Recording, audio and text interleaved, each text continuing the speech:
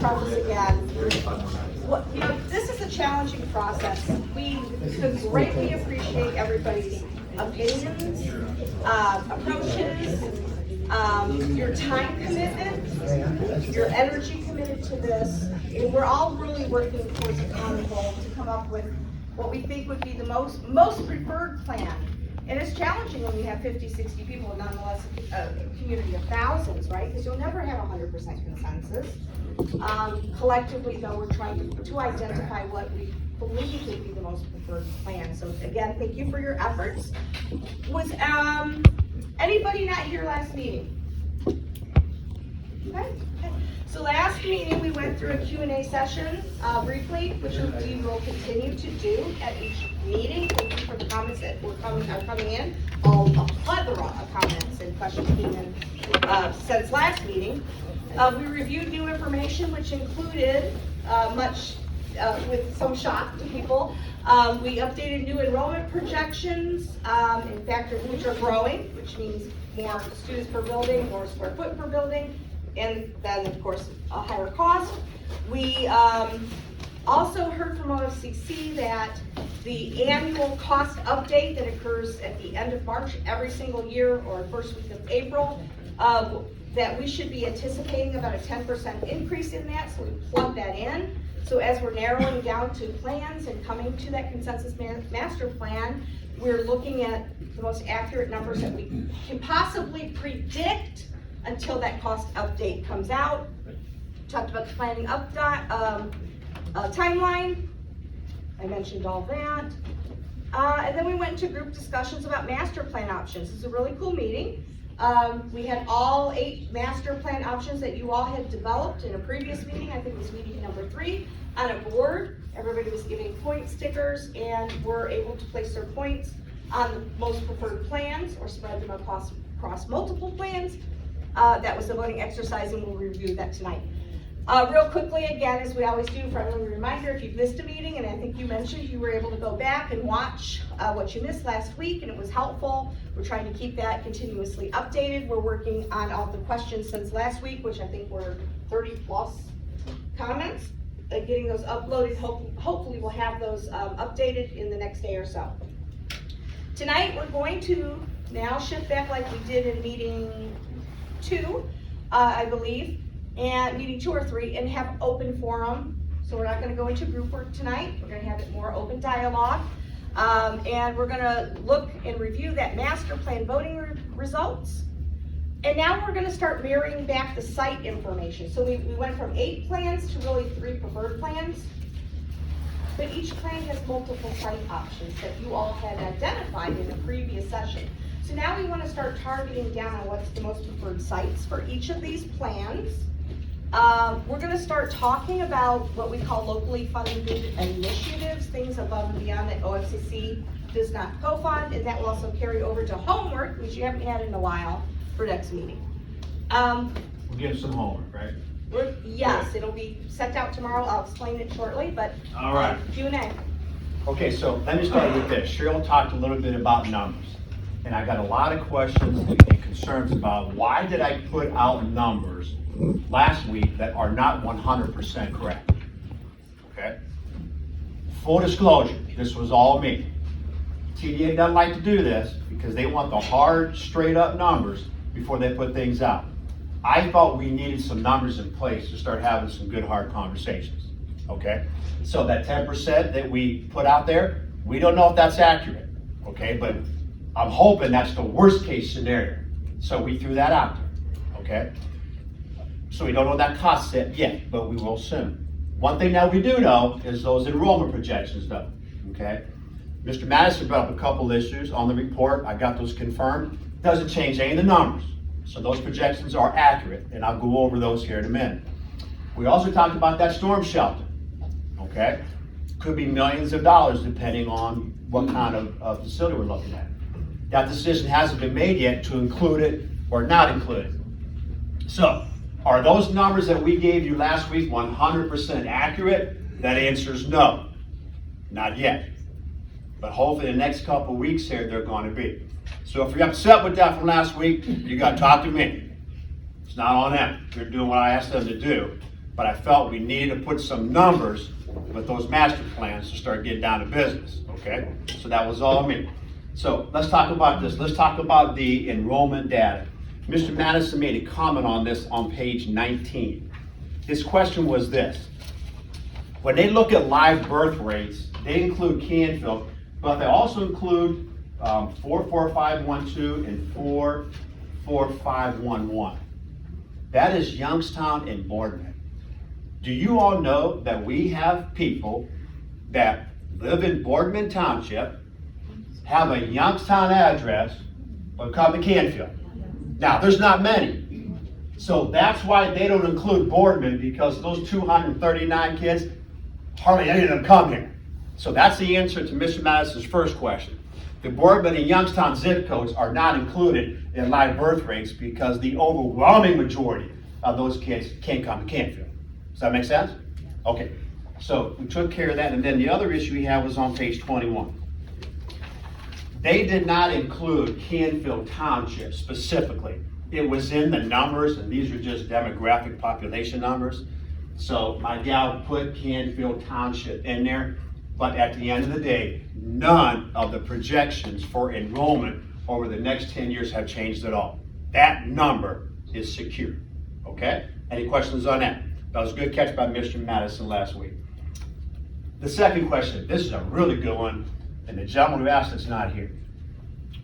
Last week I talked about $15 million of high school renovations is what we're looking at. Do you remember what the areas were? What was one for the high school? Roof, parking lot, lights, and foundation. Okay. The gentleman said, hey, hold on, Mr. Knoll. I remember last campaign, you were talking about HVAC. What happened to that? You had to pay for it. Well, the good news is, we paid for it, and it's almost all done. That cost us $1.2+ million, but the good news was, those dollars came through what was called ESSER funds. All right, COVID, right, air, clean, all that kind of good stuff. So we were able to actually check that off that list here at the high school, which was really good news for us, okay? Now, the second question he hit me with is even a better one. So I remember you talking about this secure vestibule in the high school. What happened to that? Well, if everything goes as planned, that's gonna get done this summer, okay? It's about a $200,000 project, but the good news is, we got a $100,000 grant here at this high school for school safety. Not all of it can be used, but the majority of it will. And my wingman over here, Mr. Vittle's been working on 4 other grants as well to get dollars to come in to pay for that. So those 2 things are still critical, but we're gonna be able to check them off the list and not have to put something like that on the ballot for extra dollars, okay? Any questions there? So that was a good one, that was a good one. Those were the big questions that I had to talk to you about today. What else do you have for us? We're still open, right, for some Q&A? Yes, yes. Anything else to chat about before we get going? Yes. It's not really a question, but I wasn't at the meeting last week, so I'm really sorry. But I agree. I watched the video, and I think 1, 2, 7 were definitely top 3 plans. I agree with pretty much everybody. Just something to keep in mind if you're looking at the numbers. You know, we need to know our audience, and the top 3 reasons that the levy failed the last time was money, location, and the K-8 configuration. So I think we need to cross out 2 of those in order to sell something to the community. So plan 1 was similar cost, but it's not that configuration and it's not that location. So that, I think, beating 2 out of 3 is good. Plan 2 is the same configuration, not the same location. It's at 97, but then by the time we add the $2 million-ish to buy the Reese property or whatever property we might do it on, and then the development and adding all that stuff, we're looking at the same price. I don't think that really does it. Plan 7 is the cheapest, so it's lower cost, it's a different configuration, and it actually checks all 3 boxes. So just something to keep in mind for everybody. Okay. Any other questions? And Yes. to point out too, we could also segment that, a portion of one of those plans and then even tailor it down more. That's another future discussion we're gonna have. Shoot. Okay, why was C.H. Campbell taken off the table? Taking off the table for, Yeah. Right prior to our sessions back there, when we were coming up with different options, you said C.H. Campbell was off the table. renovation to build onto? You didn't say why, and then nobody asked a question about it, it was taken off the table. I don't actually remember saying that. I'll be honest with you. I don't Tell me recall what the that, but I scenario do- was. I do remember that all these master plans came from the suggestions in that first group work session, and I don't think really any of them included C.H. Campbell, but can you let us go back and look at that? I think it was session 2, right before we started. In about 45 minutes, we're gonna be halfway through this 9 session of meetings. And I think we're arriving at something that we didn't arrive at totally by ourselves. I made some notes, and I spent a lot of time reviewing these things, as people that know me would say.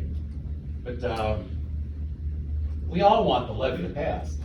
If the levy doesn't pass, there's no new money for anything, whether it's renovation or new build.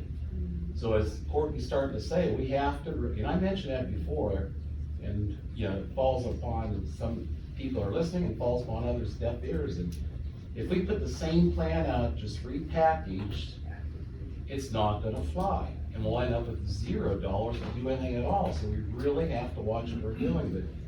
But a few things here that we had an educational visioning session. Those were particular people were invited to come up with guiding principles. And I looked at those guiding principles, and I think we're missing an important one, which I'll come to later. Also, on December 9th, that was the last day to become a member of the Facilities Committee. And Mr. Knoll mentioned that several times. And on December 9th, that came to an end. On January 9th, we got a list of names. If you got the email came to me and 42 other people. Okay, it had their names and it had their email addresses. After that, for whatever reason, now I don't want anybody to take this personally, but these are facts. The facts need to be presented here and discussed here. If they aren't presented here and discussed here, they'll be out in the community. So after the 9th deadline, 31 other people joined the list. 31 other people joined the list. Why? Because I didn't have the heart to tell them no. If they were interested in participating, I said, come on So in. you got a In problem fact, there was with somebody today participating? that emailed me today, a gal, and said, I missed the last 5 or What's wrong 6. with other people participating? I'm not sure if you're here, but I said, come on in. That was a good call. So, right or wrong, Denny, that's just what I did. I don't want anybody Because not then if to it feel didn't, like they you'd say don't that have we a voice. So, excluded them. that's the Yeah, answer to well, the that's question. that's That's what you would 31. do. It's quite a lot. But No, okay, it's- okay, no, I'll take that, I'll take that. I'm really interested in hearing what you have to say, I really am, but just on that point, my question is, why would that be an issue? Let's go further, and you tell me if it's an issue. Okay, in session 2, before we started, I was sitting right here, and those around us, before we went to the bath, I heard Mr. Knoll say, C.H. Campbell is off the table. And when you say, I think that was because they don't have enough land or something to put another building there. Were we talking about sites Oh, that was potentially? safe fit me. I think that's what that was about. okay, That could be. well, let's go further. We went to the bath, I watched those tapes over, or video recordings over and over again. How much time do we have in the bath to discuss our options? We have 20 minutes. The man with the camera, our cameraman, he's not here, for TDA, you turned from that column back there and looked at him and he says, about 20 minutes. So we have 9 weeks, 9 sessions. Why in only 20 minutes did we have to come up with the options? Debbie, Why, what? can I interrupt you just Yeah. slightly? Just because I like to kind of bring it back together. I appreciate where you're coming from a client perspective, but I think that the gist of this meeting is not to punch holes in the process in the committee, because it sounds kind of like where this is going, like that you're trying to challenge this committee and this process and how it's coming about. And I would respectfully hope that all of us can recognize that this was an organic group of people that volunteered their time to come in and try, with the guidance of TDA, to get to a point that a majority consensus would come about. Where I'm sensing is happening right now is because we're seeing where the results are potentially going to be introduced, that it might not be to the liking of some people, and so therefore they're gonna challenge the process from the starting from the beginning to now. So I'm just a little puzzled. Perturbed or upset, you can use whatever word you want. Perturbed because And of it the goes fact back, that. it goes back to what Well, Courtney said. because If we Courtney's- repackage the same thing at K-8 and tear down 3 buildings, including the Hilltop, it's a no-go. It's totally a no-go. Now, I've had conversations with different people on the side. But we haven't We'll end up come to with that. zero money coming in. It's not going to work. So I'm just gonna come back Yeah. and just start this from the beginning, just because I think the premise of this committee was to trust in the process. And if we have the inability to trust it, it's not gonna work right away. And so, I appreciate Courtney's feedback about what her opinion is, but I don't necessarily think, I'm gonna respectfully disagree that that's complete fact as to why it failed. One of those or two of those might be the case, but the PK-8 is something that, It was on the survey, yeah, it wasn't the top, top 3. was it the top 3? Yeah, Okay. I promise. But, okay, so I mean, I guess, I would say money would be the number one in my eyes. But I just think we need Cheryl to go ahead through the process. And then, as we're going through this, if we can't align as a majority, and we're gonna have a few people that don't agree with the majority consensus and start to oppose it, it's gonna fail. So if you, for example, if you come and leave this meeting and don't think it's gonna work, and you decide to take an opinion and express it that's gonna be on the social media platform, yeah, it'll fail. If we aren't all aligned, leaving this facilities. Now, on the committee, flip side- It won't yeah. work, so we On the all flip- have to be aligned, so when the majority consensus comes out, that we all support it, because if that's not the case, and we're gonna be infighting as a committee, it'll never come to fruition. Am I right or wrong? I mean, I don't know. That's correct. On the flip side of that, I won't go out in the community and support something that I don't think the facts are true. If it's alternative facts, I won't support that. If you go back to this, 5 of 8 plans here mention a 7 to 8 addition to the high school. 5 of the 8 mention a 7 to 8 addition to the high school. Okay, go further, 2 of those 8 mention a middle school, 5 to 8 or 6 to 8. 2 of the 8 said a middle school. Okay, 2 of the 8 said, let's add on to Hilltop, 2 of the 8. You go down to, let's build a new elementary consolidations. A PK to 4 was one plan, PK to 5 was one plan, PK to 6 and 3 plans, and PK to 8 was one. I'll cut to the chase. What I'm saying is, we got away from this. But We those- got. Those are ideas that were birthed as ideas in the beginning, as thought starters. Right. To start talking about, which we did within, the time limits and constraints that we Right. have. And then everybody voted on. So I wouldn't necessarily take that down and say because whatever number you said had 7 through 12, that meant the majority believed it. It's just that was an idea burst from you all. And the only thing I appreciate your comments and they are valid. But the only thing I'm gonna argue with you about Yeah, no, is that's that we're throwing any plans out there as a preconceived direction, because we are absolutely not, and I will go to the grave defending that. Wait a minute, the last session, she asked, she reviewed the 8 plans that had the numbers attached to it, real quickly sitting here. She said, these numbers aren't gonna work. And she turned to Mr. Right. Knoll over here. She says, we need to explore new options. No new options, just change the segments. Well, so we're gonna move on after that, if you Okay. don't Yeah, mind. that's fine, that's fine. But what these I are, appreciate it. consider this, these are district-wide solutions, right? To see what the concept is, what the vision is by the majority of the group here that believes they represent what the community would believe. Now, I think everybody's coming to agreement that these costs probably will not, as a whole, Yeah, district-wide well, fix, correct, you're right, probably. Can we ask that of But- the group? Yes, we're going to get there.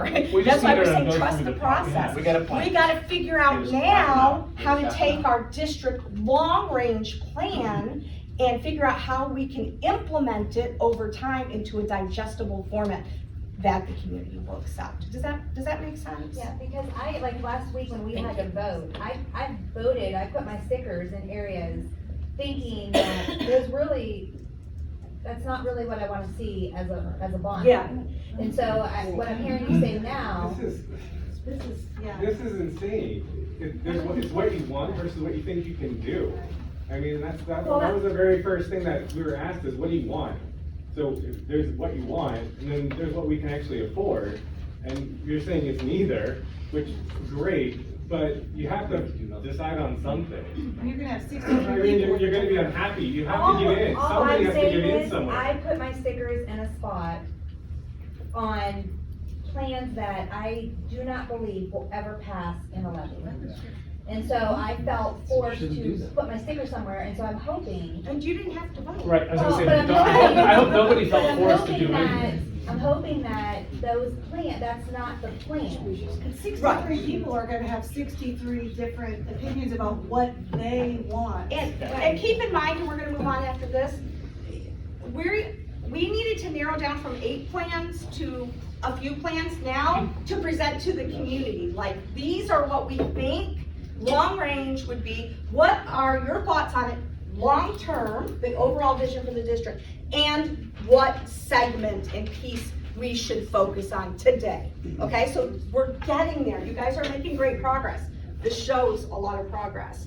One other thing, can we hold it till after? I'm sorry. One other thing, real quick, is Kim here? Kim, you had brought up some concerns about understanding about OFCC, what they give, what's co-funded, what's not co-funded. I sent you an email, I don't know if you saw it, we're gonna share with the whole group. You didn't get it? Okay, I sent it this I morning. didn't get, It was this morning. Okay, it's Gmail reader games, cause it's like. That's I haven't fine. any of those. It's okay. We're also gonna, any questions that we get verbally too, eventually will be put out to the whole group, so everybody is privileged to the same information in the spirit of transparency. Long story short, OFCC rep Bill Prentisol said he's sharing his email, his phone number, reach out to him with any questions. We're sharing the website information for the design manual. We have, one of the things I sent you, we'll put on the website is just a starting as what type of systems, I know we have some HVAC people in here, what type of systems, HVAC systems at the high school with the OFCC co-fund. It's outlined in a more simpler form here.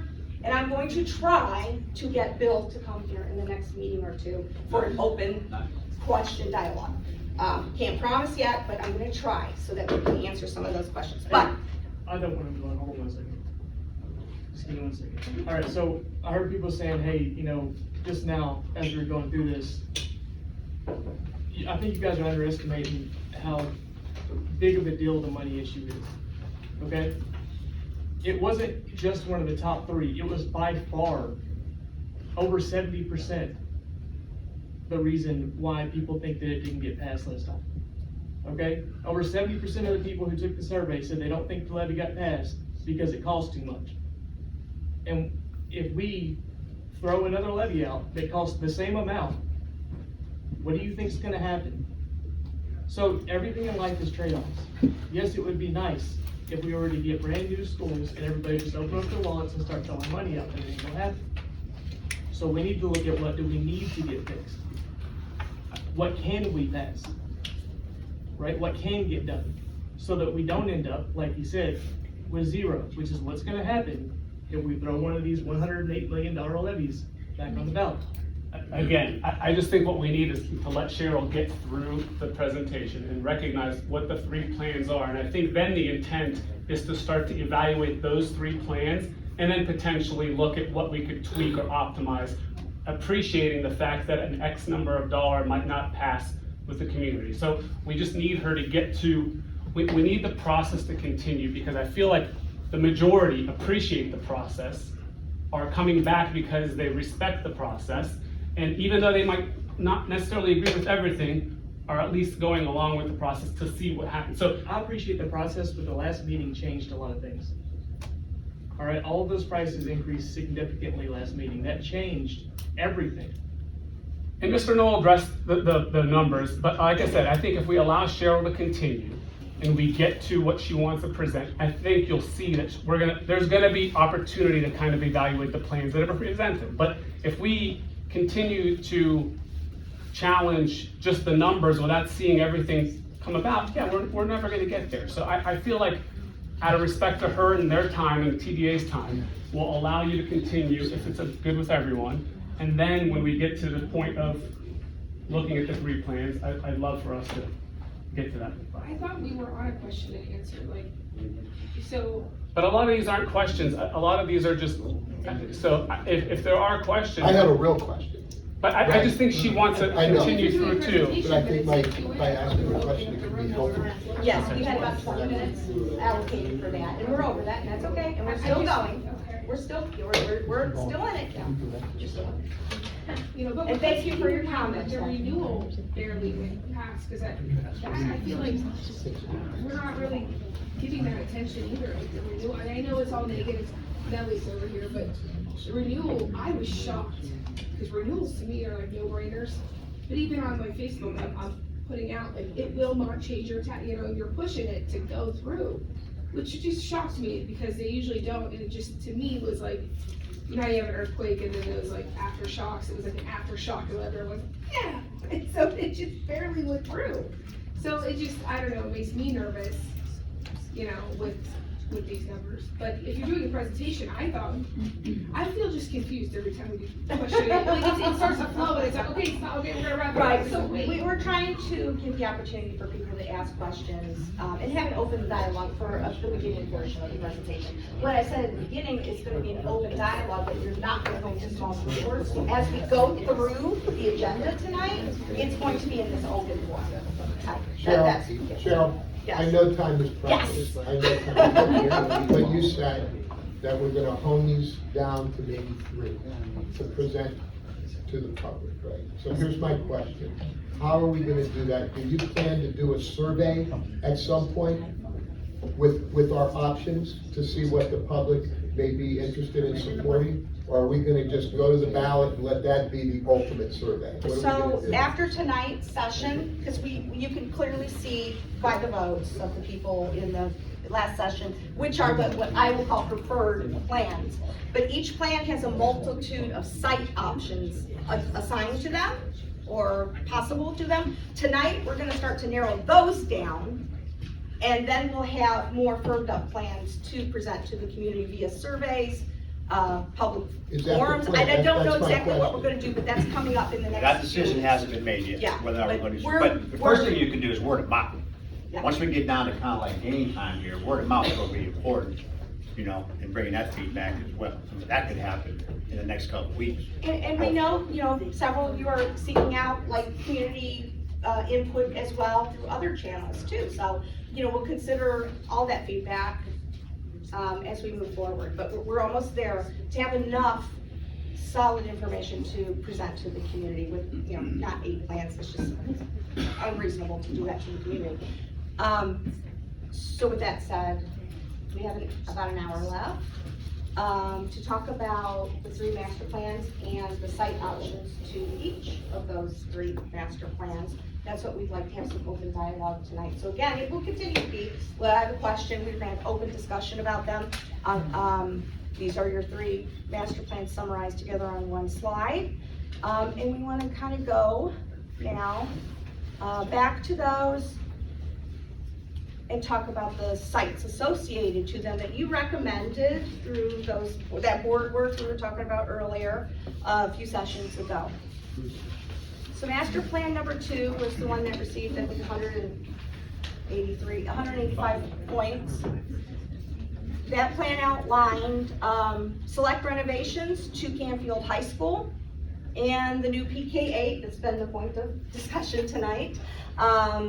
Right here, about 1,800 students.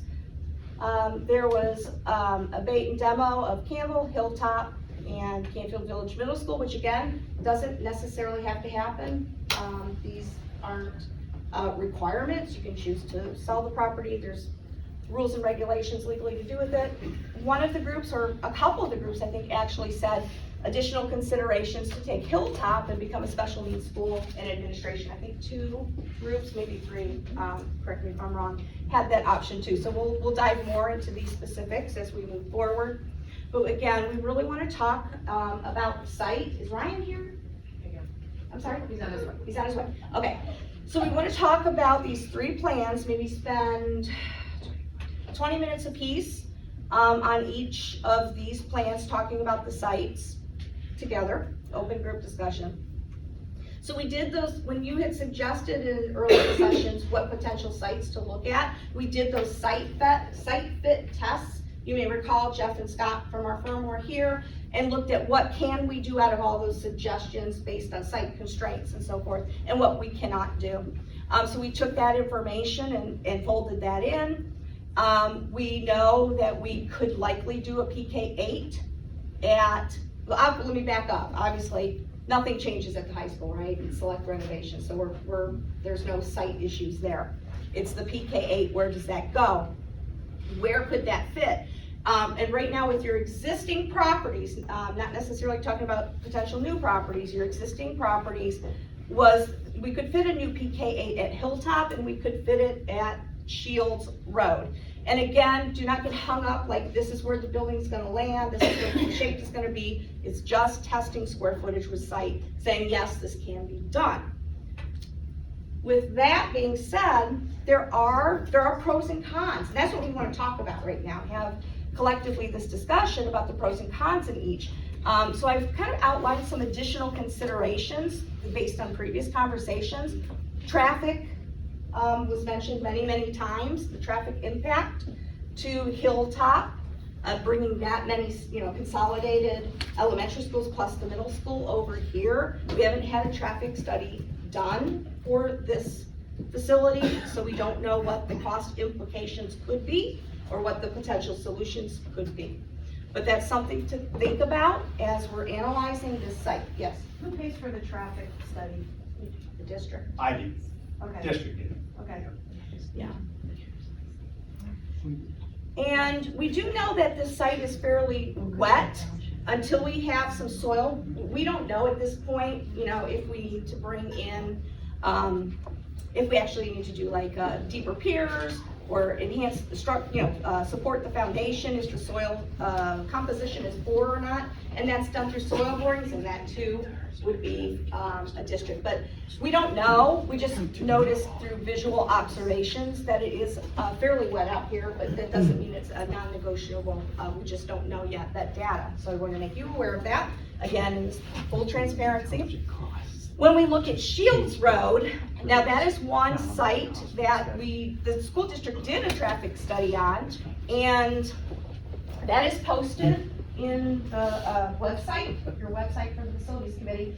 See, because of the nature of the existing lanes and the traffic that would be brought in here for a PK8 school, significant improvements, additional lanes need to be put in here, as well as Campfield Niles Road, as well as an additional traffic signal to support the population and the traffic that would be here for a PK8.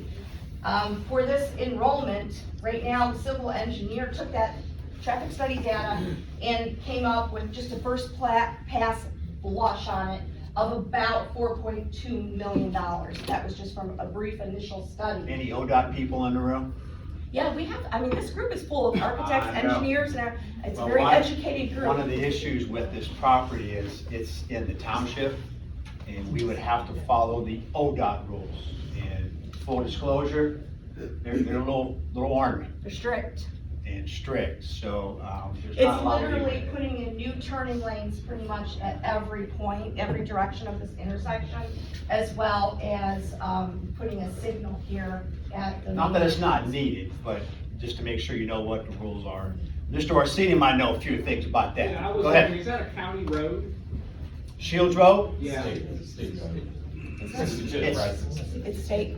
It's They're both state. township property And is this what I'm, can't get the one that we own. It's a state route? Shields Road? 62. Now, the study is talking about Shields Road. It's Shields Road. No, it's state route 62. But the impact of turning lanes also impacts. On 46. Correct, so it does in all those directions. So, one of the things go ahead, Yeah. that's what we're supposed, She asked about who pays for the study, who pays for the study, who pays the 4.2 million if that's the amount? the bond issue. Yeah, we do. And that's why now we have an idea about what master plans, long-range master plans. So now we need to start thinking, okay, well, what costs do various sites that you've identified to explore, what is the cost impact to those?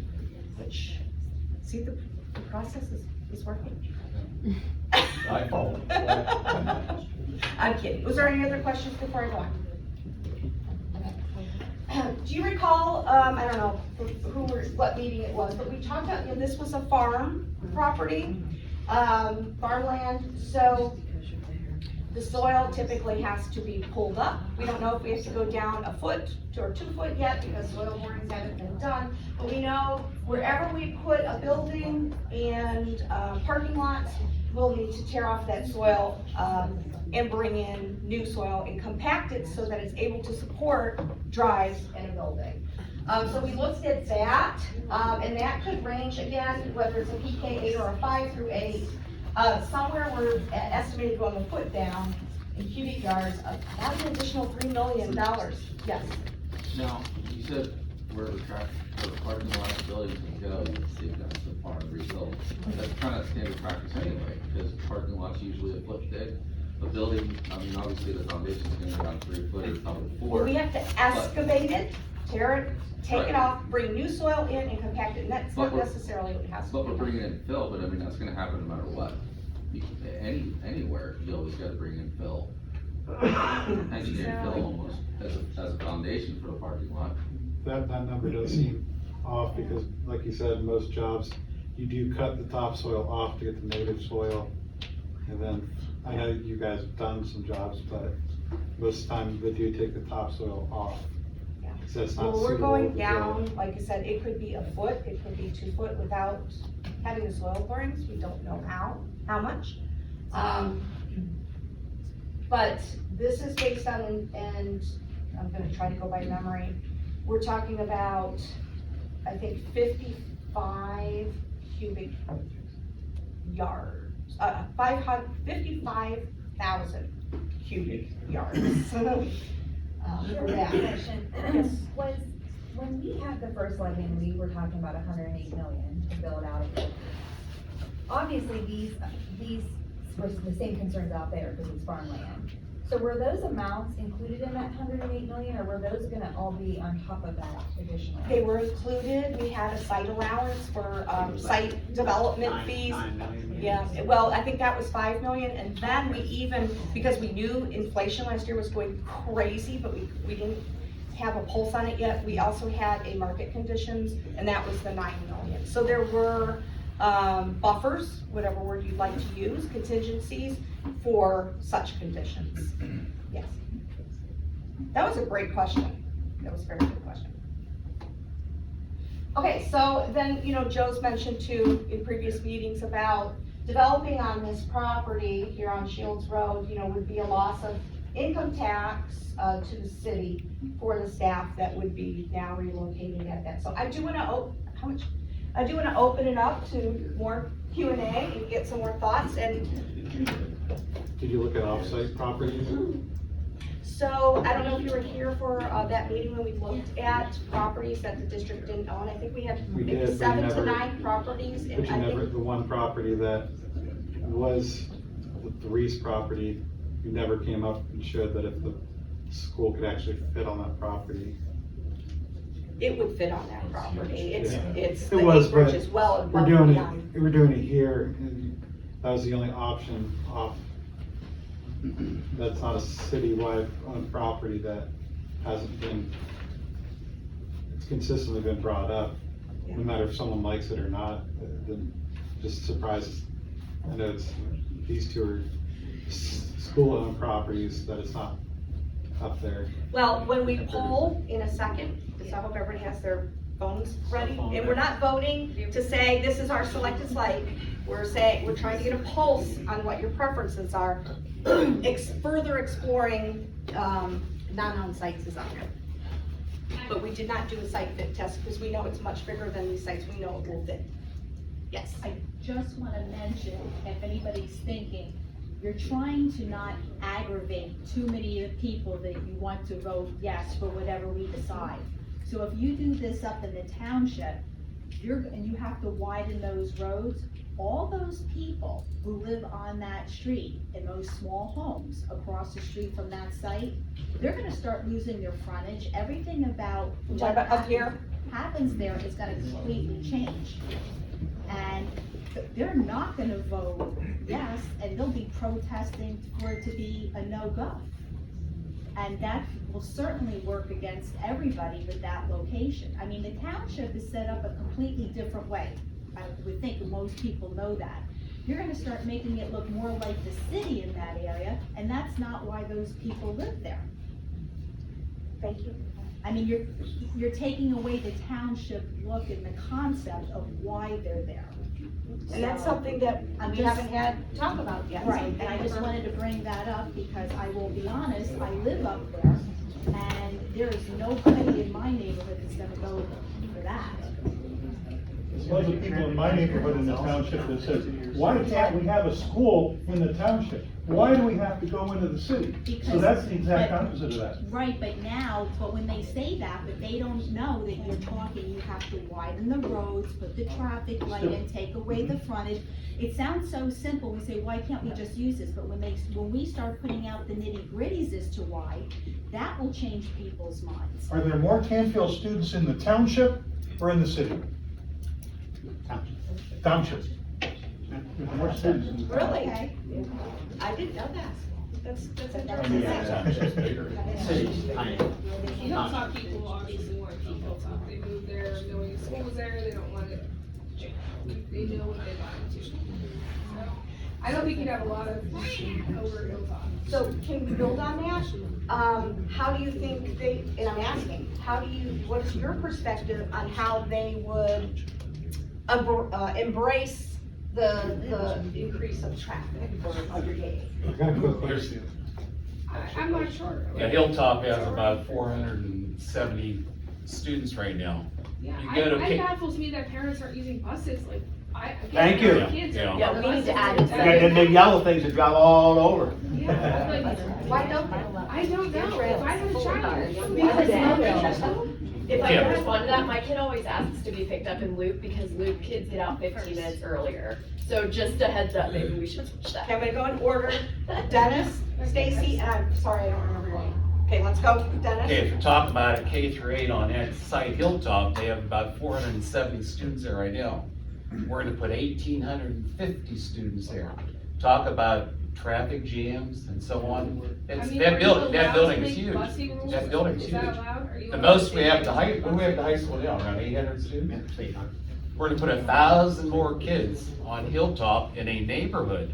Well, I live It's around done. there. might have to change the road there too and widen it. Yes, Oh, yeah. Take those yeah. people. Yeah, and we Can't do that.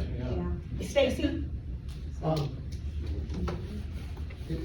Correct me if I'm wrong, but when we had the original plan to build out at Red Gate, we were gonna build, a K to 8, renovate the high school, and then maybe down the road, 20, 25 years, build a new high school out there and have a single campus, yes? That's correct. Okay. That's correct. Okay, so, considering that, all right, if we follow through with what we're doing now, and we renovate this high school, and we build a new K to 8 somewhere, okay, where would we build the new high school in 20 or 30 years? So should we be thinking about that? Should we be asking ourselves, where are we gonna build the next school as we decide where to build this school? Is that part of it? In this plan, this is the long-range suggestion, there isn't replacement of the high school. In 20 or 30 years, or would it be? No. What do I districts do? mean, I'm sure the plan will be revisited by the people after we've passed away that are still here. I mean, we can only predict so far, but But right what I- now, this but- plan calls for the high school to stay in place. But the Shields Road property, you know, what do districts do who don't have any land to build, and it's time to build a new high school, but they don't have any land? What do they do? Well, I can give you one example of Elyria High School real quick, and then I'm gonna take your question, then we need to do a polling, so we can move to the next one. Like I said, we're not deciding everything tonight, we just wanna get a pulse on your preferences. Elyria High School went to the ballot, they did a consolidate, Elyria went for a consolidation of 2 high schools into one. The existing high school is only on 5 acres in the middle of a very urban city lot. Very tight. Long story short, they put it on the ballot for a very nice site that they did have. It was voted down. They said, let's develop the stadium property instead. It was voted down, went a 3rd time, and the voters decided to accept the $5 million increase at that time to buy the city block next to it, because that's where they wanted the school. That was the priority for But- that community. Yeah. That doesn't mean that's the solution for your community, I'm just giving you, I'm giving you an Right, example. so you, even though there's no land available, they find a way to buy it. They literally That's what bought you a have to city do. block, and Yeah. if the So, cost so went the up to reason, that. reason I ask that is because if we're gonna, if at some point, 20, 25 years or whenever, we have to build a new high school, then maybe that Shields Road property would be there for that. Okay. True, it's true. Okay, last question, and we're gonna do a poll. I want to add on to what people were asking about the buses. I'm sorry? I want to add on about the buses. Like, my wife picks up my kids, one from, middle school, one from CH. Because the busing is so much later, they have extracurricular activities they need to get to. They need to be in Austintown by 4 o'clock. They can't get there by 4 o'clock if they ride a bus from CH. That makes more sense. You know? Thank you. So I mean, because the way the releases are, you know, I know a lot of people pick up their kids just because the busing is so much later. Thank you for that. Let me get to John, I've been putting him off, and, because you're in the back, you get less It's okay, I attention. like Go the ahead. back corner. I'm noticing on the site plans and a lot of talk about, parent and or guardian drop off and bus drop off and that kind of stuff. When you look at the internal, ability of each of these sites, it seems like the Shield Road site has more opportunity in regards to online queuing for parent and or guardian drop off and separate bus drop-offs. That's really at an advantage in regards to the safety of our kids and our students and our staff on that particular site. I think that that's something that everybody needs to think about a little bit in regards to both of these sites, because we know Hilltop to me is very much like Elyria, where if additional land isn't available, it's almost like an urban site, right? Because of the tightness, because of the existing building that's there, and because of the existing building that needs to be maintained, so our kids could be taught while that building is being built. So I think that that's something that the space over at Shields Road, minus the new turning lanes and the state Route 62 and all of that stuff, once you get onto the site itself, there's advantages to that property that Hilltop may not have. I agree, and thank you for bringing some positives to this perspective, because we're talking about the challenges, and I agree with you. It's an open, flat site, we don't have to do tree cleaning, tree clearing. We don't have to worry about a pipeline and utilities bisecting that, so those were great points. So, everybody have your cell phones, I'll take. I promise, last. I've been trying for like 10 minutes. Okay. Okay, so my first question is there the possibility, like we talked last week about putting a road, if we were to do the Reese property, putting that connecting road to Hilltop, that would alleviate some of the traffic. So if we were to build onto the left side of the Hilltop property, we put that road there, people can go in and out both ways. My other question is, there's a tree line to the left of Hilltop, and then there is also a ton of space to the left of that tree line before another tree line starts before that family's home. So does the school own to the tree line, or do they own the field that's past it as well? Because there's a ton of space there that could potentially be looked at. No, it doesn't go further than, I guess what you're calling that This first red tree line line. is the boundary of the district property, and the Reese property that we're talking about up here is separated by a different owner, forgive me, I forget the name. Mike's owns this lot right here and this lot right here, and then Reese is up here, but you do have the opportunity, we're gonna go into a poll Well, to my further next explore question the Reese. is, do we actually think that the citizens are going to vote to move it into the township when the city is going to lose the tax money and then their taxes are going to go up? I know that the Shields Road property looks beautiful. It's open, it's free, it's not free, but it's open, free space to just build on without traffic congestion while school is going on. However, it's not realistic when we're thinking the city has to vote on it. And now you're taking their money away and making them pay more money when they'd rather, if they're going to pay more money, rather pay for the school. Do we want somebody from the city to respond to that? Well, first of all, Go ahead, I Margaret. agree with Margaret here Three. on that. Oh, yeah, that's We're Marie. twins. The fact of the matter is yes, you're gonna have that pushback that the people that live in the city now are gonna end up getting an increase in taxes because they're gonna lose that income. The city is gonna lose that income, which is gonna cause the people that live in the city have to pay or lose some of their services that they truly enjoy. But more importantly, I was thinking as we were going through this, the Mike's property that is owned in between Reese's and Hilltop. I know that they're not very interested right now in selling it, but the Mike's family has recently lost their son. Have we ever thought about approaching them and asking them for a fair market value on the property and offering them naming rights in honor of their son? Their son was a very highly intelligent young man who education for the Mike's family is top of their list. And I think that would be a great answer, that maybe they'll even give us a deal to that property because we're offering them naming rights. Do you mind if I respond to that? Mrs. Mike signed up to be on this committee and has not come. To be very honest with you, I want to have that conversation, but I just didn't feel the time was right. And I can understand that, but I mean, I didn't know if we even thought about it. As things move on and we kind of get in that area, if that's what we're going to do, I would love to do that, but I was hoping maybe initially she would come and it'd be a nice transition, but with what transpired, as you mentioned, I just didn't feel the time was right. I can appreciate that, but I didn't know if you even thought about that. Oh, no, trust me, Are you ready to do this vote thing? We are. Okay, does everybody know how to do this? Everybody good? Let's do it.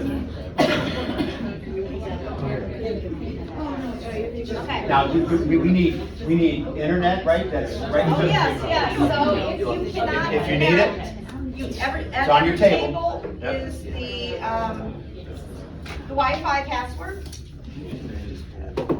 Is anybody not connected? I didn't know it. You what? Oh, it's working, okay, so you're good? It's just in case you can't get it in. Yeah, there's some problems last time we did this. All right, is everybody ready to move forward? How many times can you vote? One vote only. There's always one person, always one guy in the room. Stacy. Okay, again, this is getting an initial pulse on your preference right now, so we understand the direction you're going. This is not a final vote on what the final site will be. Does everybody understand that? Okay? So, already 22.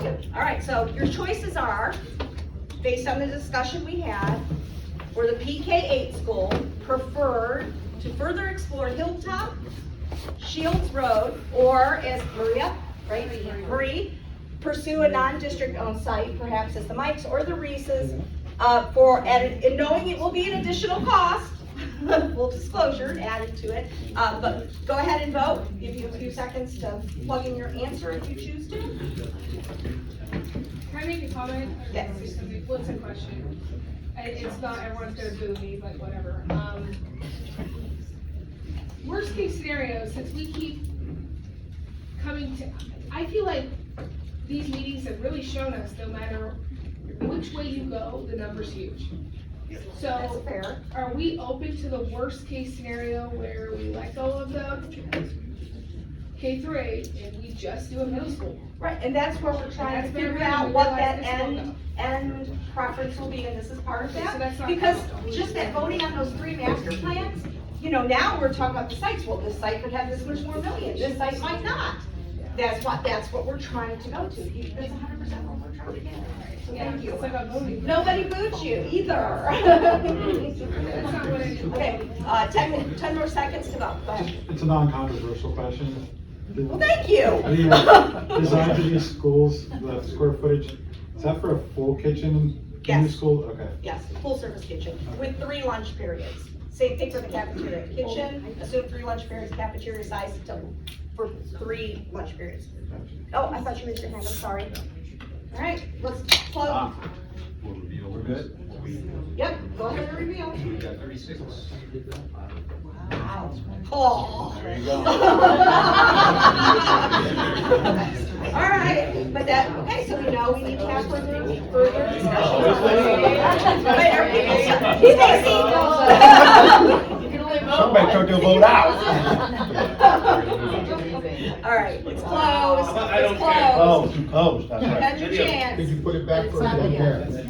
Anyway, either side. Okay, so now we're gonna repeat what we just did with the other 2 plans. So, was there a question? No. Oh. Okay, no change to the Canfield High School scope. Right, select renovations. New 5 through 8 middle school. Again, this plan lends itself better than the previous plan to identify a priority segment.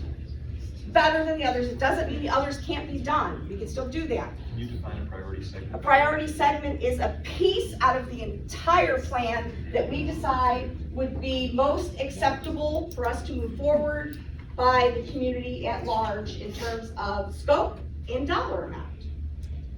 Which, you know, that still feels really vague, so that means we would only pass a bond for that segment? Correct. Okay. All right, I It's just wanted to saying confirm this that. plan's great and overall we'd love to get to it, but we know the vote. Just wanted to make sure. Okay. Yep, so we think this is what we should focus on. And then a new PK4, and it could be 2 things, these 2, any mix. New 5 through 8 middle school and a new PK4, consolidated. So 2 elementary schools to 1. Again, that comment called out a little more boldly here. Hilltop becomes a special needs school or administration is a possibility. We haven't explored that in detail and we don't have a pulse on your feelings on that. So no dollars associated to that. Okay, so here we go. A lot of site options here. So let's talk, I don't know why we don't have the PK for us here. It's on a separate slide. Oh, okay. Too many for So the this, middle. okay. It is? That's where, yeah. This is just the 5 through 8, and then, after the poll, it'll be the PK. Oh, that's how we said, okay, it got separated, okay. New 5 through 8, so we have the existing Canfield Village Middle School site. This plan was the plan, the site fit test you see was building across the street where the bus garage and the, was it police station? Police and fire. Police and fire are located, which is right here. So, so that is what this plan is showing. The next site option is still at the Canfield Village Middle School, but now behind the existing middle school. The footprint is here right now. And that should stay west, not east, but that's It okay. should. That's okay, we got it. We got it. Yeah. Ron's on that. We have the Shields Road site, just like we just talked about with the PK8. Is that Hilltop? Thank you. And Hilltop, so let him get that, just switched real quick. Copy paste. There we go. And the Hilltop site. We had explored PK8s, PK6s, 5 through 8s, and you saw it, the last one, it was just shown right there, but a 5-8 obviously will fit, if a PK8 fits, a 5 through 8 will fit. All right, so here we go. I'm not gonna repeat everything at Shields Road because everything is the same if we built a PK8 other than, I guess I should go, because we're putting less students, less staff here, the initial rough preliminary cost estimate does go down a little bit for the traffic impact, because the lanes that need to be added reduce in terms of length, down to about 3.7. Okay, so now let's talk about these new sites we're looking at. If we build to the east of the existing school, so the east side of it's Wadsworth, right? Yep. So we know we'd have to move the, I'm not even gonna try, the existing bus garage. That estimate right now, updated to the most current cost and that 10% inflation that we're anticipating is in here, is about $5.8 million. That, and he talks about a whole new layer, now where do we put that? But here's the cost impact anticipated. Some of the other challenges, we now have separated parking, which you kind of have now anyway, but also drop off and everything. There's not room for a dedicated drop off loop on that east side of the site. We talked in previous meetings about variances that we need from the city because the building height would need to be 3 stories in either plan for the academic portion, which exceeds what the current zoning requirements are. So we need to get a variance for that, which isn't necessarily impossible. We think that would be possible. Again, some of the comments you all brought up in the meeting when we talked about sites was that the building would sit in the face of the fire and the police station and the impact and tolerance that they would have for that. And then we'd also have some stormwater retention challenges. Really, that's going to be in both during construction and after construction. Where do we put all this stormwater, probably underground, but we'd have to figure out that. So those are some of the challenges on the Canfield Village Middle School site. We talked already also about Hilltop, same thing, traffic impact, potential soil issues if we need to further compact that. So open it up to Q&A. The west one seems to be the best. Like, This one? because yeah, there's more positives. And can you than explain negatives. why you think it's the best? Well, just off of what you're saying, it eliminates the whole bus garage drama. That's a good point, right? And then the parking and drop off, it's already there now, nothing's changing. Good point. Okay, so then we have soil drama, but that's no matter what. Drama, I like that. And then, okay, we have to get the city approval. For both. For the 3-story, I don't know your relationship with the city. Very good relationship. Good. We got a lot of good I wasn't contacts. sure last time. Water retention challenges, okay. That's on both. On Yep, both. so- To me, that seems, and honestly, I feel like as much as all of us want to see, and I feel like all of us want to see a lot of changes with all the schools, improvements, whatever, we just maybe not be how to get there on the same page. I feel personally like this is gonna be it, that right there. West of the existing school, that will pass. It just sucks because everybody else gets left behind, but with the money, that's Sometimes you can doable. only, how do you eat an elephant? In money world, that would be doable. I Piece think by that would piece. pass. Yes. Do any of the middle school, those two examples require swing space? No. Now, here's something we didn't put up here to complicate it but you brought it up. If we were gonna relocate the middle school to Shields and perhaps maybe use the site for, PK, 5 or something, which is a bigger enrollment in students, then that building would have to go down and that would require swing space. Nobody really has pushed for that, so we didn't want to muddy this up even more, because it's pretty muddy right now. Somebody in the back had a question. Okay, go ahead. That was my question was, why are those two options there and no swing space considered? Because we can build the new building without impeding on the footprint of the existing buildings here. When we grow to a bigger enrollment, the footprint gets bigger, and now we can't do it. I just think those are very compromised solutions because of the property constraints, because we're trying not to swing them. We could, we're gonna talk, It's a tight fit. and we're gonna talk about that with LFIs. You guys could say, we don't wanna deal with all this drama, and just knock the sucker down, swing the There's no ODOT students. drama. And, yes, but swing the students somewhere else to trailers while we build a new school without those site constraints, that's more, and we're gonna talk about that a little bit in the L5s, so we're getting it. With the west of the existing school, I mean, that, not only do you not have to worry about parking, you know, it doesn't impede the current parking. Yep. The school goes up behind the school, so you don't have to worry about, you know, what they're gonna do with the kids. And also, once you drop the existing school, there's plenty of room to either build more parking, a field, or grow the school if you need to. That's correct. So, the west of the existing school not only works for now, but it works for the future as well. Great points. Your chance, John? Oh, I thought Yeah, I was John- just gonna say, you know, I know after school, some of the athletes come over here or other people come over here and that west site, you know, there is an advantage to the existing middle school site, whether it's on the parking lot to the east or in the back to the west because of its proximity to this building and to some of the activities that go on in this building for those kids during after schools where, and I know I just talked about how the Shields Road site has some advantages where the Shields Road site really almost separates that opportunity, right, for those middle school kids out there. Thank you. Just- You got this? There's one in the front. There's one. Oh, go ahead and Marie, right?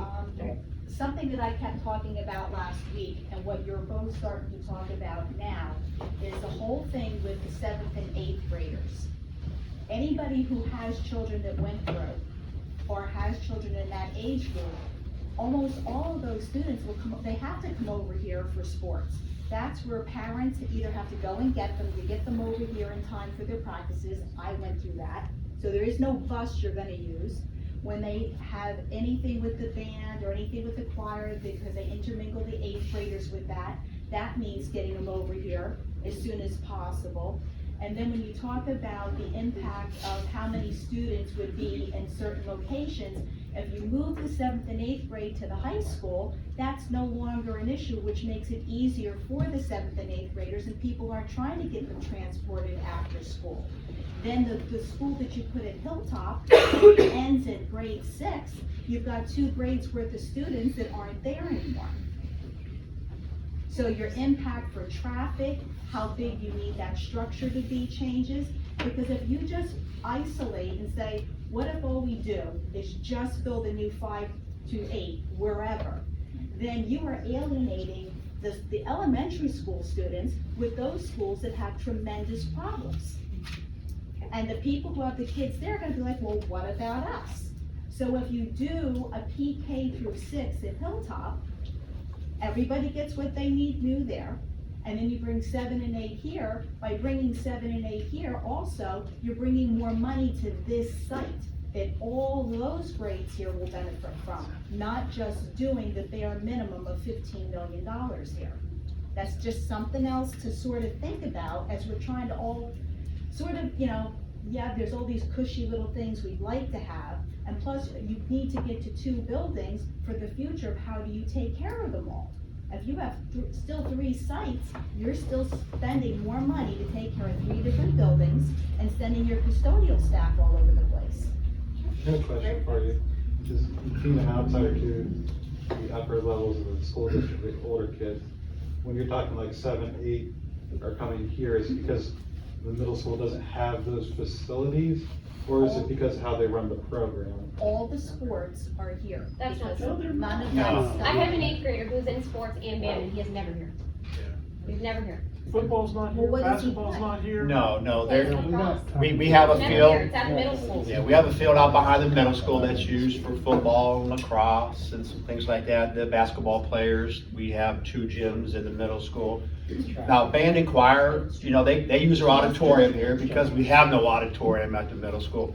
So some of that's accurate, but And all That's the what I'm trying to get at, cross-country if yeah, you I- go to and school, bring you them get- all. there's, I don't think it's as much, I mean, you might have brought your kid here for a couple things, but it's not maybe as much as you're kind of portraying, because the majority of the middle school stuff stays at the middle school.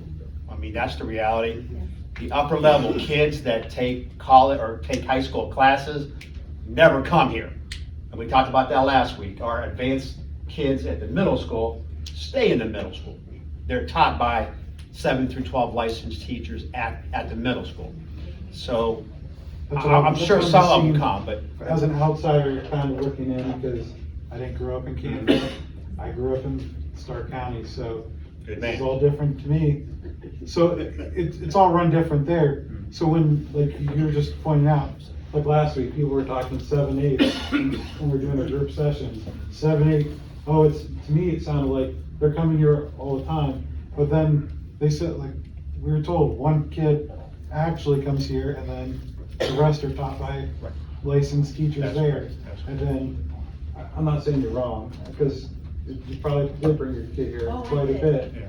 But for the most part, it sounds like a lot of the stuff is still occurring at the middle school properties. And with the new school possibly, they put an auditorium, which would reduce stuff here. So it's hard to like, I'm just trying to get to the facts and what's actually happening. That's, I'm not trying to be. And I love your idea of less buildings. As a superintendent, I'm not gonna lie with you, but it's a maintenance, I don't know if Scott's still here or not, but when you look at maintenance perspective and things like that, those are good things. Let's get, Marie's been pushed back there, and I And probably. then we gotta vote, yes. My first question is if we did the option across Wadsworth, where the parking lot and stuff is, where would the transportation offices go? That's what I said in the beginning, that's another layer then, if that I becomes a missed that, preferred sorry. site, that we have to Another figure it out. question though is it true, so if we were to demolish that building, is it true you have to wait so long before you can build on that space? Somebody mentioned that to me today, and they said it was. They mentioned. they I've never said- heard of that. John, do you, I don't know about Yeah, I think what she's talking about is maybe, you know how if you're building close to another building, you can't necessarily connect them with. Well, no, that's not what, Oh, so existing what funding. I'm saying is, and this came from two people, one was at the, visioning meeting, and another one was doing things to her home, and they said that if you demolish things, then you have to wait so long before you can build on that land, and I had never heard that, which is why I'm asking that question. But they Yeah, we'll said have it to was further mentioned at the explore that. visioning meeting, and the other one was trying to do something to her house, and she couldn't build on that same spot right away, she had to wait so long.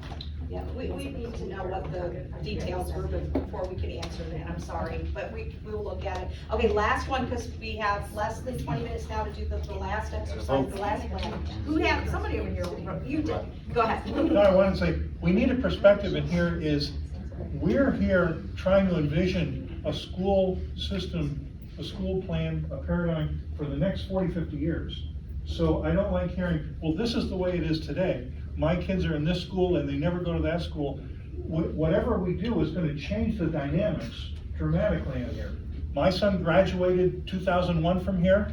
In 8th grade, he was at the high school all the time. And mom or dad never came with a car and take him from the middle school to high school. He walked. It wasn't that far. And he was here a lot. 20 years ago, but still, he was here a lot. That's a great point. So I'm gonna ask, again, this is not the end of the conversation, this is the beginning of the conversation. So if everybody pull up your phones. How many? 19? There's still some people that need to log on.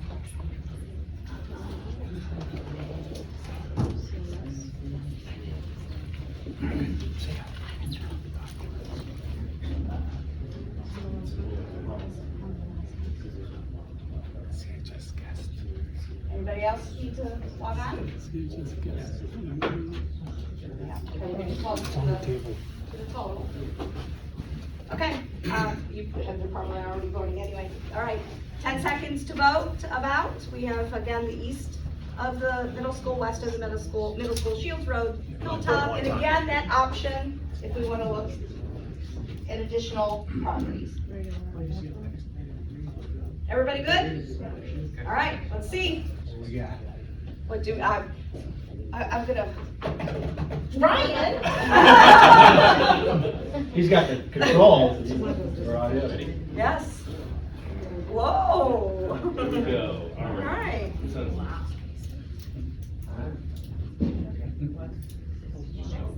Next, all right. Let's roll. Did you advance that? I just advanced. Okay. I'll take it. So this is the last one, right? For this one. For this Oh, one. this is the PK4. This is the PK4. Okay, all right. Oh, I forgot we had that second part. Okay, so we've already talked about what the impact would be to Shields and Hilltop. So let's vote. This is the PK4, that's part of the master PK4. plan one. So it's a new 5 through 8 and a new PK4. Right, okay, two parts. And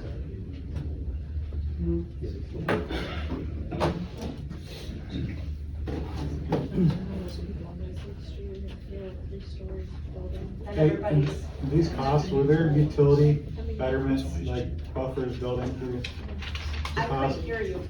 Were, in these, all these costs, were there a buffer for utility betterment in these, like a contingency for that? Yeah, there is a site allowance in there, but like if you talk about tree clearing or Like betterment of water, gas, electric, that stuff, there's small. But if there's There's a, 26% contingency line items, aren't there? they are, They are. these are all in project costs. All right, go ahead. That's a good question, thank you. Hilltop. Okay, last one, last plan. And then we'll go into homework and you guys rocked it tonight. Okay, this was the third option in terms of points. Master Plan 7. Now this one this is a change to the high school, but it has no site impact because whatever we do, it's going to stay at the high school. It is to add grades 7 and 8 to the high school. It now will become a 7 through 12. Plus that $15 million in renovations we talked about in the other plans, and build a new PK6, which I think you were talking about, for the balance of the district enrollment, abate and demo of the existing facilities that do not remain online. So we've had, that's the only thing we need, right? It's the only site in question, okay, for the new PK6. Again, we've talked about the Hilltop challenges, we've talked about the Shields Road challenges, as well as some of the pros, but let's talk about it some more. Maybe in general, this plan, any other additional thoughts, comments? Go ahead. So my only additional comment is that, I mean, this isn't probably my ideal either, but adding 7 and 8, this does get us down to the 2 buildings for maintenance things. Operational. And even if, as Paul said, if they aren't currently going, I think they are going more than people think though. But think about how cool it would be for 7th and 8th graders to take a language early if they were able to, and they wouldn't be able to do that otherwise. Or all of those electives that they were talking about, they have a lot more opportunity to do that being here. So even though they don't currently come here because it'd be just illogical to bus them here, it would be really nice to have that option. So, yes, sir. I just want to add in what everybody's saying about bringing 7% grade. I went through a school district that was set up K through 6 in one building, 7 through 12 in another building. And it was nice as a 7th and 8th grader to be able to take those advanced classes already in the same building. You know, and as everybody keeps saying, the athletics, we're already in the same buildings. All the training facilities, we're all sharing. In middle school, we're getting the high school level experiences. We're benefited the younger kids and help them as they got older. Yeah, most of your 7th and 8th grade classes stay in your area, but you can explore into the high school for a class or 2 and come back in and be with the rest of your class. It is nice having us, and it is a smooth transition. Where'd you go? McDonald's. Thank you, Cheryl. Yes. I work in a 7-12 building currently, and there are so many different things you can do. When we first transitioned to a 7-12 building and combined, parents were worried about 7th and 8th graders being in with high schoolers. So we actually did a different schedule. So 7th and 8th graders were on a different schedule, bell schedule than the high school kids. So they weren't even in the hallways at the same time. And so after time, we ended up kind of changing that because it eliminated some of those opportunities then, and if they weren't on the same bell schedule, they couldn't take advantage of those opportunities. But we still have them on a different lunch. They're not at lunch at the same time. They have their own separate lunch. So you can do a very good job of separating them out from the high school students. It's very doable. Do you still have a different bell schedule?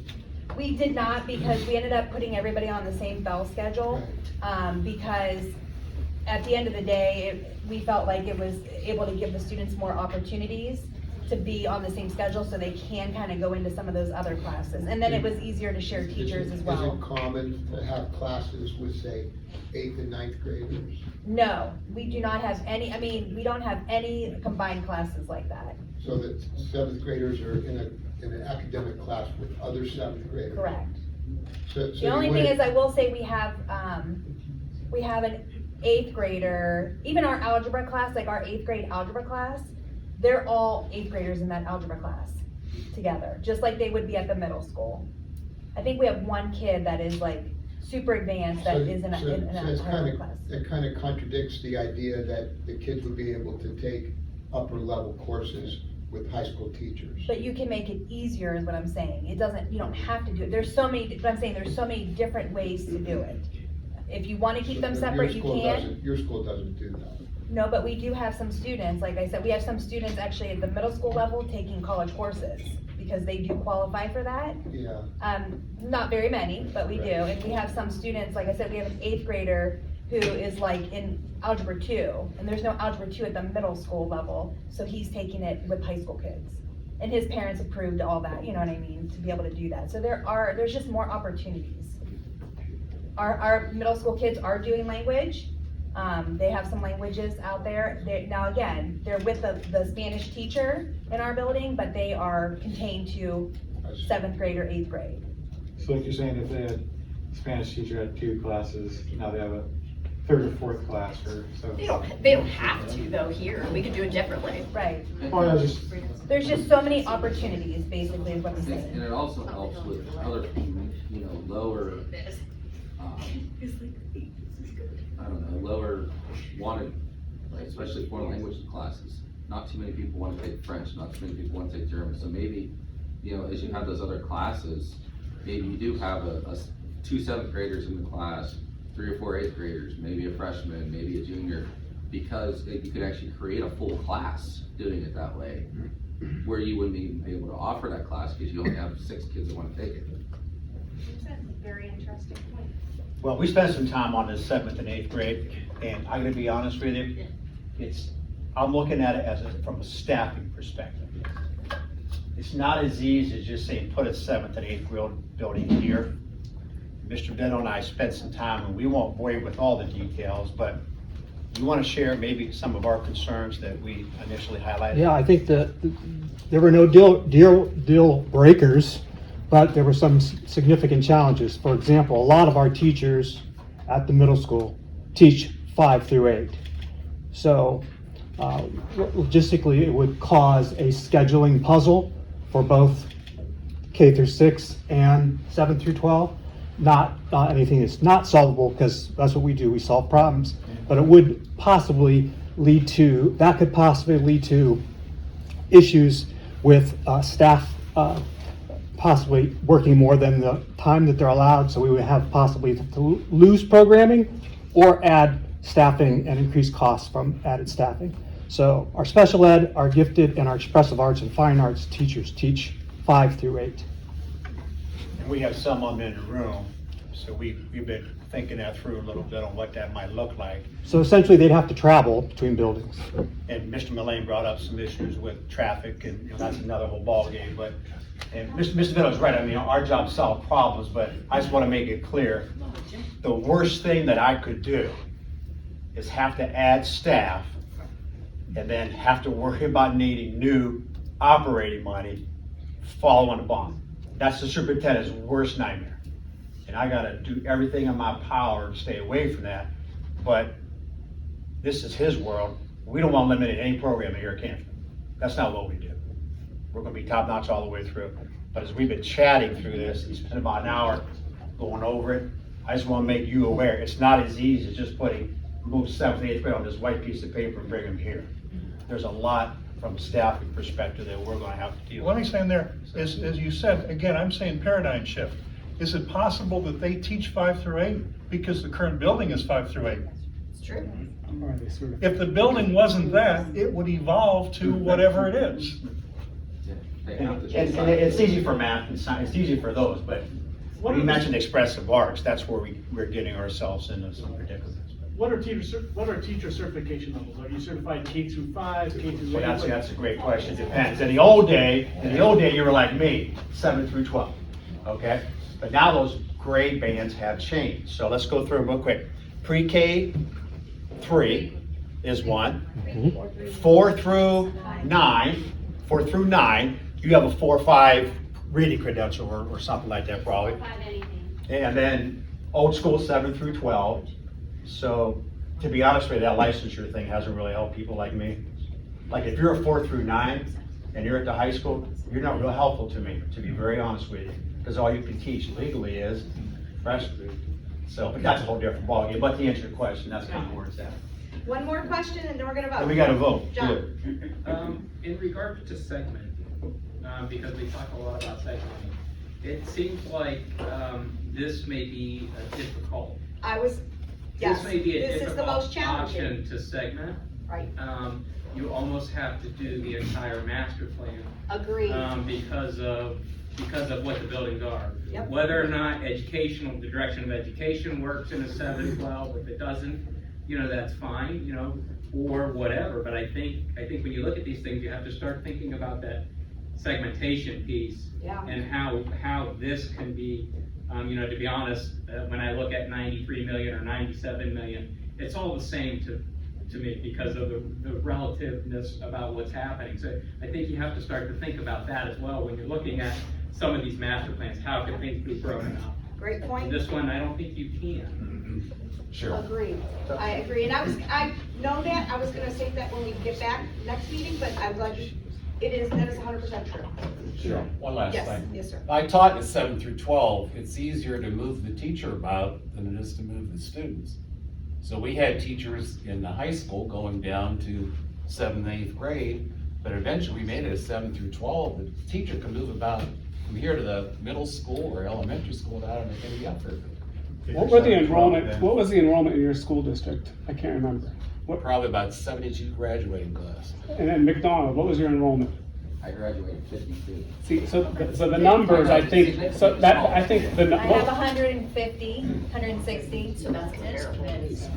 So, I mean, I think from a staffing, I can appreciate, like, I didn't realize that until I heard it today, but I think it's a great concept and idea, but obviously, there are some issues. Dennis, where did you teach? Lordstown. Lordstown, okay, and you said McDowell? McDonald. McDonald, sorry. Okay, let's vote. Again, we'll continue these conversations. We have just one more, we have 5 minutes left, and we have a couple more things to cover real quick. Shields Road, this is again for the new PK6 school. Shields Road, Hilltop, or again, pursuing a non-district owned site. Ooh. We're almost there.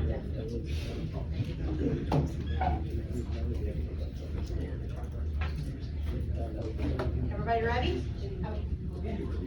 Okay, go ahead. Wow. Interesting. All right. All right, so these will be posted for the website. This is your homework. Somebody, I think it was you, Benjamin, that said you'd like to start seeing things in advance before the meeting. That would be helpful. Was that was you? Yes. Right? Okay. So, we started the conversation on site, but you have time to think more about it till we come back to next meeting. But at least we have an idea now of where you're kind of leaning to. But let's start talking about those last layers of costs that may impact the overall project cost. Kim, you had asked, I don't understand what OFCC includes and what it doesn't include. So we've included this chart about what the base plans do include in terms of general space. You do not get an auditorium. It's called a cafetorium. It's a space that is student dining, but also has a stage. It does have auditorium support spaces, such as dressing rooms and so forth. General fields, playgrounds, furniture, all the latest technology. Gymnasium quantities are based on enrollment. Right now for 5 through 8 enrollment, you would get 1 gym, and that was a topic in the last round that they have 2 gyms now. The program needs 2 gyms, so a second gym would be an additional cost.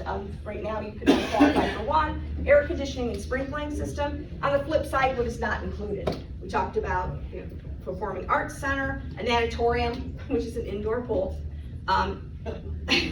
You wouldn't believe how many times this natatorium's come up. Land acquisition, any cost escalation for market conditions. We've talked about preschool beyond special needs and so forth. So this will be posted online. We're also going to put some pictures inserted with that so you can see what these spaces look like compared to what these spaces look like. So this will be augmented a bit on the website. But this is your homework. To talk about additional above and beyond items and components that we may want to add to the plan, or you may not. That's what you need to evaluate. Additional gym space at the middle school. We tried to make it as simple as possible to say that component comes into play in master plans 1 and 2. If we need to, replacing school, where's the board office gonna go? That is not something that is co-funded, reimbursed by the state. So where would they go? That's a consideration for all plans. Do we, where, maybe they go at Hilltop and Hilltop stays online. That was suggested. Or should we build a new board office? There's the cost impact. Relocation of the bus garage, if we chose the east side of Canfield Village Middle School to build a new middle school, which most of you did not prefer that option, but if that's where we want to go down, you can see the cost impact to relocate the bus garage at an undetermined site at this time. If we wanted to build in an area that impedes on the high school softball field, the tennis court, softball field, and basketball courts, that's the north side, I believe. This is for plan number 7. If that's the preferred area to build an addition, these amenities would be displaced and need to be relocated. Phasing and swing space, if the group decides we don't want to work with that messy drama of building around the existing school, demo that existing building first. Well, we have to have the students go somewhere. This cost considers an anticipated cost of about $3 million for trailers for the students to be temporarily relocated for about 2 years during construction. Additional soil at Shields. If we wanted to pursue property acquisition, we really don't know that number very well. That's the Reese property. I think it was bought at $800,000 almost 10 years ago, maybe. So we have no idea. We haven't got further into that, but it wouldn't be unreasonable if they were asking between $1 million and $2 million. Yes. Just a clarification on the additional gym space. So number 1 would be building a K to 4, a 6 to 8. So that would be 1 gym at that one and 1 at the other, correct? It just wouldn't be an additional gym at the middle school? Correct. Okay, but plan 2, the K to 8, the K to 8 is still only 1 gymnasium? It's 2 gyms, one It for is the middle, 2. one for the elementary, but the middle school program right now has 2 gyms. Right, no, I know, but is that additional? Like, does it count? Because originally at Redgate, we were only getting 1 gym, we were paying for a second gym. Correct. So a PK to 8, are we getting in plan 2, are we getting 1 or 2 gyms? Well, now you're getting the same 1 middle school gym. Right. You're getting a gym for the elementary school enrollment, and you need that second gym for the middle school. Why do we need a second? You could. You could do it. Your program right now has 2. That's the better way to phrase it. Oh, so you're saying there would be 2 gyms at that school though? Yes. In number 2? Yes. Okay, that's confusing. Yes. Okay, got it. With those gyms, what type of gym floor are we doing? Are we doing a traditional wood floor, or are we actually switching to, I see a lot of them going like the rubber floors? You could do either. You could do either. Which one does that, in If the our rough cost of- projections? The cost would accommodate either. Okay? Am I wrong, but I thought last time they said if you build on the existing middle school property that you couldn't fit another gym? Right, so we'd have to phase it. That second gym would probably have to be built after the existing building goes down. Yeah. You were not wrong. All right. So this will be posted online by tomorrow, or not posted online, we send it by email, Joe? Is that how we're gonna do it? I will take care of that, absolutely. Okay, so we'll send you this, as well as the, what's included, what's not included, with some photos. Get that out to you so we can have more group discussions next meeting. Any closing remarks, Joe? Good on our end. Appreciate everybody coming. Thank you. You guys